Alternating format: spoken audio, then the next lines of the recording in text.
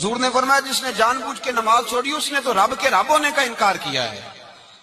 آپ تو ڈٹائی کے ساتھ کھڑے ہیں, نہیں میں نے پڑھنی, بہانا ہے. تو نہ سمجھا کر کے میں نماز نہیں پڑھتا تو پھر بھی مالدار ہوں, میں مسجد نہیں جاتا تو پھر بھی میں جائیداد والا ہوں, میں کچھ بھی نہیں, میں نہیں سجدہ کرتا تو پھر بھی میرے بڑے بارے نے آ رہے ہیں.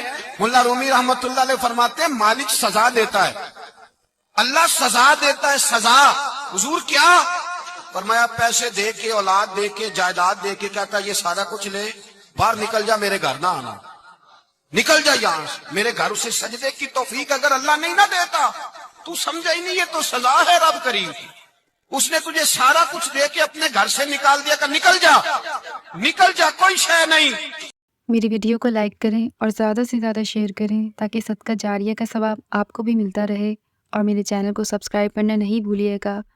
جزاک اللہ.